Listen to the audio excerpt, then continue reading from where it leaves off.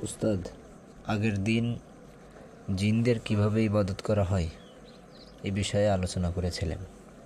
আজকে দুটি প্রশ্ন করব। একটি হচ্ছে আনুগত্যের মাধ্যমে জিনদের কিভাবে ইবাদত করা হয়। 2 নম্বর প্রশ্ন হচ্ছে একজন কবিরাজ কিভাবে তান্ত্রিক শক্তিশালী কবিরাজে পরিণত হয়। এই দুটো প্রশ্ন অনেক লম্বা প্রশ্ন। আগে ইবাদতের সংজ্ঞাটা বুঝতে হবে। ইবাদত শুধু নামাজ, রোজা, হজ, জাকাত, আনুষ্ঠানিক উপাসনার মধ্যে সীমাবদ্ধ না, বরং আনুগত্য, ভয়, নির্ভরতা এবং আদেশ মানার মধ্যে নামও ইবাদত। এই সংজ্ঞাটা সামনে রাখলে আশা করি বোঝা যাবে।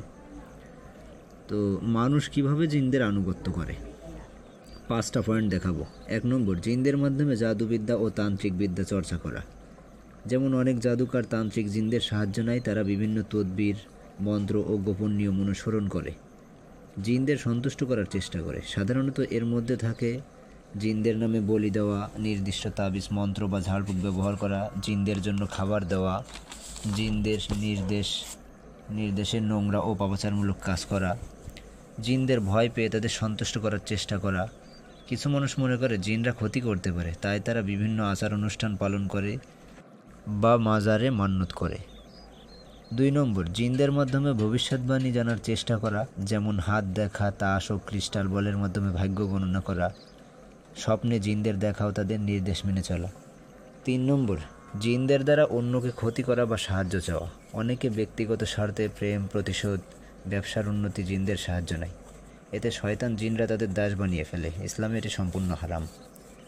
4 নম্বর, জিনদের উপাসনা করা বা তাদের কাছ থেকে বরকত চাওয়া। কিছু মানুষ মনে করে নির্দিষ্ট স্থান বা বস্তুতে শক্তি আছে, তাই তারা সেগুলোর পূজা ও শ্রদ্ধা করে। যেমন গাছ ও নির্দিষ্ট কবরকে অলৌকিক মনে করা, কোনো স্থানে ধূপ জ্বালানো, কোনো নির্দিষ্ট মন্ত্র বা নাম জপা, যা আসলে জিনদের ডাকার পদ্ধতি।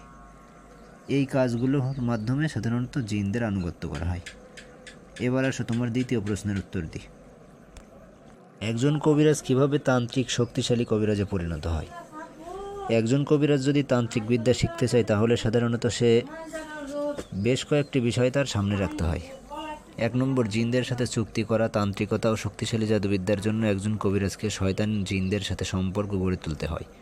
এই সম্পর্ক গড়ে তোলার জন্য বিভিন্ন ধরনের শর্তও মানতে হয়, যেমন নির্দিষ্ট মন্ত্র বা দোয়া বারবার পড়া, সেগুলো অধিকাংশ কুফরি। 2 নম্বর, কোরআনের আয়াত বিকৃতভাবে পড়া ও উল্টোভাবে উচ্চারণ করা, কোরআনকে অপমান করা, যেমন কোরআন ও পায়ের নিচে রাখা, রক্ত দিয়ে লেখা, টয়লেটে ফেলা, জিনদের নামে বলি দেওয়া, জিনদেরকে ডাকা ইত্যাদি। শয়তান জিনদের সন্তুষ্ট করতে নির্দিষ্ট আমল করা। শক্তিশালী তান্ত্রিক হতে গেলে কিছু নির্দিষ্ট গোপন তদবির বা আমল করতে হয়, যেমন বলি দেওয়া। অনেক সময় জিনদের সন্তুষ্ট করতে পশু কিংবা মানুষকে বলি দিতে হয়। নির্জনে নির্দিষ্ট সাধনা করা। নির্দিষ্ট জায়গায় যেমন শ্মশান, গুহা, পুরনো কবরস্থান নির্দিষ্ট দিন বা রাতে সাধনা করতে হয়। নোংরা কাজ করা। অনেকে শয়তানের সন্তুষ্টির জন্য পবিত্রতা থেকে দূরে থাকে, যেমন একটানা নাফাক থাকা, পবিত্রতা রক্ষা না করা, টয়লেটে বিশেষ জিকির করা। অবৈধ বা হারাম কাজ করা। কিছু ক্ষেত্রে জিনদের সন্তুষ্ট করতে তারা জিনা বা অবৈধ সম্পর্ক করে, মদ্যপান বা অন্য গুনাহের কাজে লিপ্ত হয়। নির্দিষ্ট জাদুবিদ্যা ও মন্ত্র শেখা। তান্ত্রিক কবিরাজরা সাধারণত কিছু শক্তিশালী তন্ত্র শেখে, যেমন কালো জাদু। এটি অন্যের ক্ষতি করতে ব্যবহৃত হয়। প্রেম ও বন্ধন জাদু, কাউকে বশীভূত করার জন্য ব্যবহৃত হয়। প্রেত সাধনা, মৃত আত্মা বা জিনদের দিয়ে কাজ করানোর জন্য চেষ্টা করা ইত্যাদি।